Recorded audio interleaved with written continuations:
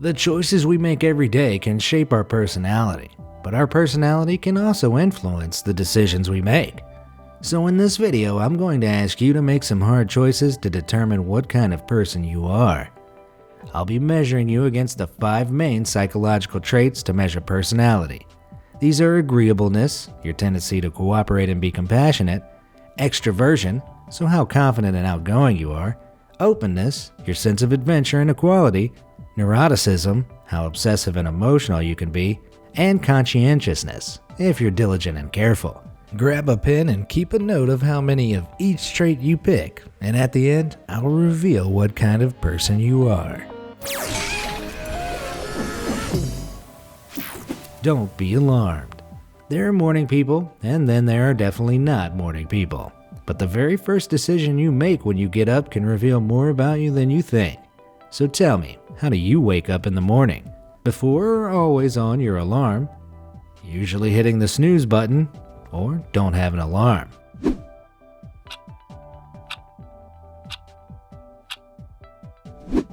Let's dive into this. If you wake up before your alarm, that is textbook neurotic behavior. Your obsessive trait extends into your unconscious, and that's impressive. Getting up on your alarm without hitting snooze once shows a conscientious effort to start the day. But if you're hitting the snooze, you're probably a bit more laid back about your day-to-day routine, meaning you'd fall into the agreeableness category. But you must have incredible levels of confidence to wake up on time without setting an alarm at all. That's extroversion for you. How do you roll? There are some choices you make, often without thinking, that tell people a lot about you. So with that in mind, which way round do you hang the toilet roll? Over? Under? I never replace the toilet roll.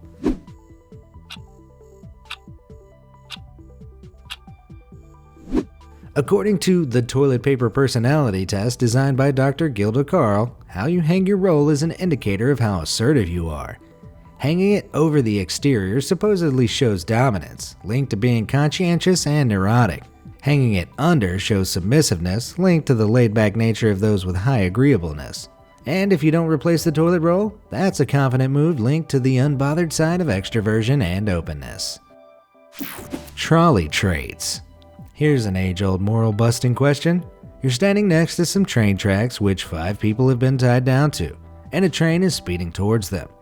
You are next to a lever which will change the tracks, but there's a catch.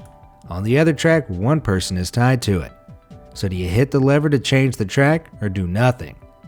Hit lever? Do nothing.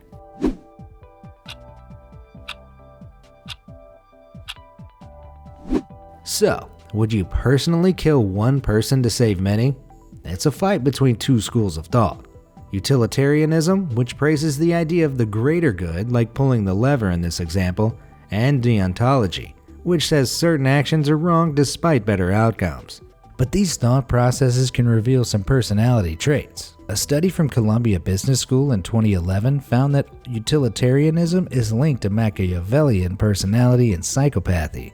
On the other hand, deontology focuses more on the individual's actions, meaning your decision not to interfere shows higher traits of neuroticism and conscientiousness. This famous problem has been widely criticized as a test though, and don't freak out if you chose to save the 5 and sacrifice the 1, because 90% of people surveyed are psychopaths too. Let's expand on this problem with a slight variation now. This time you're standing on a bridge over the track as the runaway trolley approaches. Now there's no second track, but there is a very large man on the bridge next to you. If you push him over, his body will stop the trolley, saving the 5 workers, but he will die.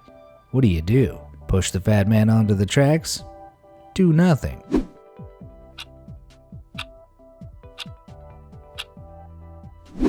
You may have noticed here that the decision is exactly the same. You lose 1 life to save the 5. But instead of 90% of people saying it was okay to sacrifice the 1 for the 5 as in the first version, this time around, only 10% of people say that it's okay to throw the man onto the track. Our instincts tell us that deliberately causing someone's death is different than allowing them to die as collateral damage. One reason is that pushing someone to their death feels more personal, activating an emotional aversion to killing another person. It just feels wrong, for reasons that are hard to explain. This problem is at the intersection between ethics and psychology, which is why it's such an interesting puzzle to analyze your behavior. Researchers studied the brain activity of people thinking through these classical problems and found out that both puzzles activate regions of your brain focused on conscious and emotional decision making. But in the bridge version, the emotional response is much stronger. So if you decided to pull the lever on the first example, but not push the man on the second, you possess a relatively normal emotional and conscious decision-making mindset. If you chose not to pull the lever or push the fat man, the emotional side of your brain is much stronger. If you chose to hit the lever and push the fat man, you're a die-hard utilitarian that may tend to make morally questionable decisions. Finally, if you chose not to hit the lever, but you did choose to push the fat man, you're confused. Or you really hate fat people. Please let me know in the comments which options you chose and why you chose them. I'll be replying to a few of you down there. And while you're at it, don't forget to hit that subscribe button and click the bell so you can keep learning until your brain explodes. Super psychology. Everyone has a superpower they secretly wish they had. But what you may not know is that the superpower you want reveals a lot about the kind of person you are. So tell me, if you could have one of these 4 superpowers, which one would it be? Super strength, super speed, flight, or invisibility?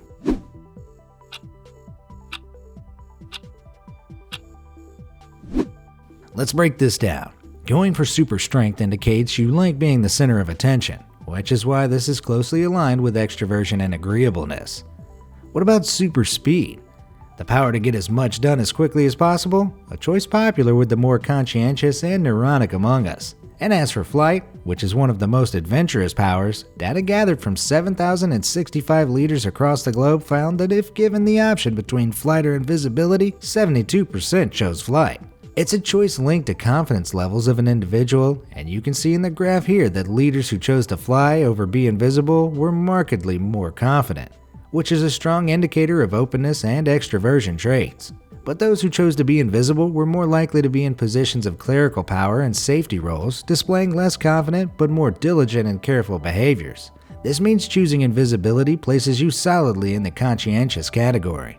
So look out, your secret superpower might be manifesting itself in your job. Rich people problems.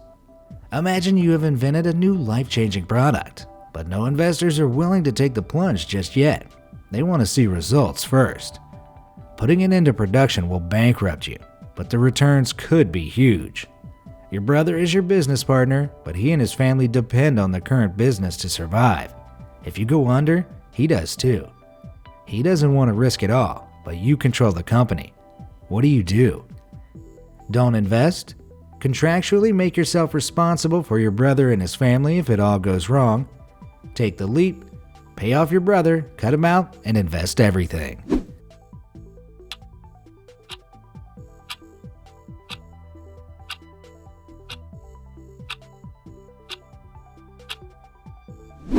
You probably guessed, but this question is about the thought process and personality traits of rich people.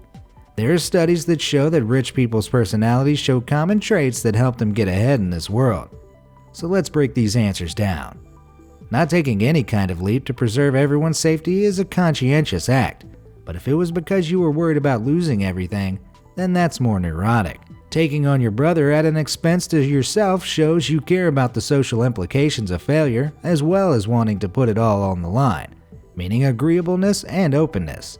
Taking the leap regardless is a move that requires confidence and a sense of adventure, so extroversion and openness. And finally, cutting your brother out and going for it would be the ultimate extroverted move, with a dash of conscientiousness as you preserve your own interests. Research shows that rich people tend to be less neurotic and agreeable, but more extroverted, open, and conscientious. Of all the answers, they'd probably choose one of the last two. I wonder if money can buy you a new family. Can I get a lift? Here's a really simple one. You're driving down a road when you notice a hitchhiker. Would you pick up this hitchhiker? Yes or no?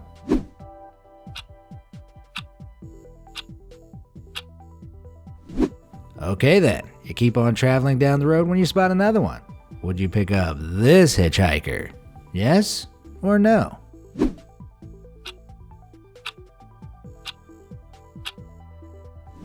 This was a test of a principle in psychology called cognitive bias.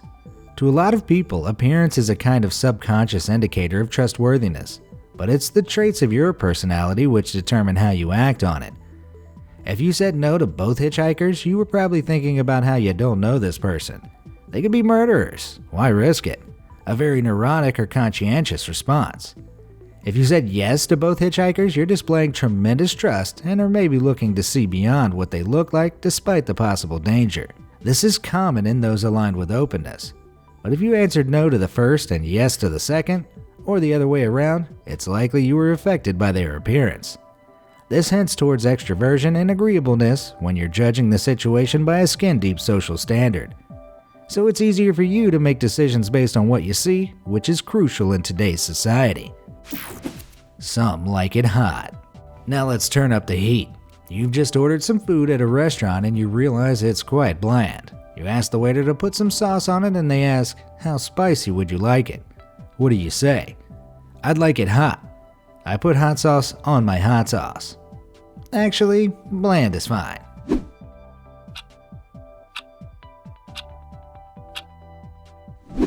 Research from the Institute of Food Technologists has found a link between personality type and spicy food preference.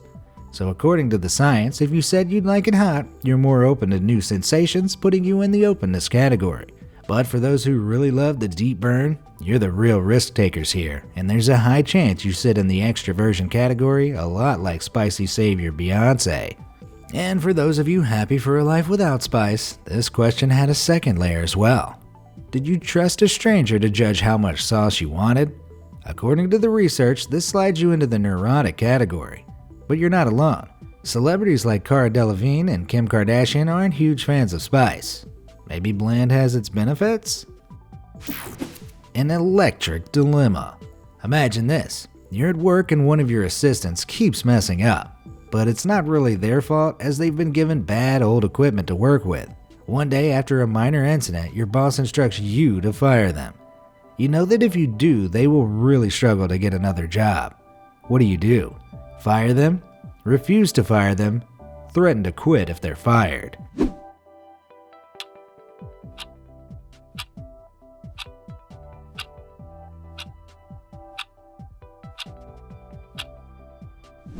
We'll start off by saying this is an adjusted version of the Milgram experiment, designed to test your responses under the pressure of an authority figure. If you answered fire them without hesitation, that would score you a point in the neurotic category, and conscientious if you had to think about it for a moment. To some, it feels like there's no point fighting authority, and going against them only puts you in the path of danger. Refusing to fire them works towards the agreeable trait. You don't want your assistant to blame you for this unfair dismissal. Totally understandable. And pulling the power move of threatening to quit, that's a confident, extroverted response. It could also be considered as openness if seeing the inequality of the situation made you want to level the playing field. Do you bite your nails, pull your hair, or pick your skin? Those of us, and there are many out there, who occasionally like to bite on our nails have probably been told over the years that we're a bit anxious or highly stressed or maybe even a little socially awkward. Well, according to psychologists, these are all wrong. Sort of. The real reason some people bite their nails is because they're perfectionists. According to a 2015 study published in the Journal of Behavior Therapy and Experimental Psychiatry, nail biters are just people who are unable to relax and perform tasks at a normal pace. This is what leads to frustration and anxiety, which people often associate with high-functioning nail biters. One study found that parafunctional habits like nail biting were strongly correlated with conscientiousness and the least related to extroversion. How do you take a selfie? The world seems to be split into two groups. Those who take a selfie at basically every opportunity, and those who avoid taking a selfie like they avoid a highly contagious disease. However, it seems like we can break these groups down a little further. Apparently, your selfie style says a lot more than you think it does. According to research from the Nanyang Technological University in Singapore, friendlier people were more likely to take their pics from below, while the conscientious selfie taker was less likely to display the private space behind them. If you tend to go for the duck face in your selfies, then you are, according to the research, more likely to be neurotic. Interestingly, most people tend to not pick up on these personality details when looking at selfies, perhaps because they're too busy rolling their eyes. How quickly do you eat your food? We are what we eat, although how we eat is important too. In fact, it can tell us an awful lot more about ourselves than we might realize. According to behavioral food expert Juliet Boghossian, if you're a slow eater, the kind of person who is still munching long after the bill has arrived, you are the type of person who likes to be in control and tend to be confident and even-keeled. Fast eaters, on the other hand, are more likely to be impatient and ambitious. Perhaps unsurprisingly, adventurous eaters, according to Boghossian, are people happy to try things outside their comfort zone in everyday life, while picky eaters are more likely to be a little neurotic and anxious. Finally, if you're the kind of person who separates their food and eats one type at a time, then you're methodical and very detail-oriented away from the dinner table. Playing the psychology field. Let's add a little romance into the mix. You're having a drink in a bar when someone gorgeous walks in. It's crowded and you want to get their attention. What would you do? Plan out what you're going to say? Wing the whole thing? Try and catch their eye? Let them come to you.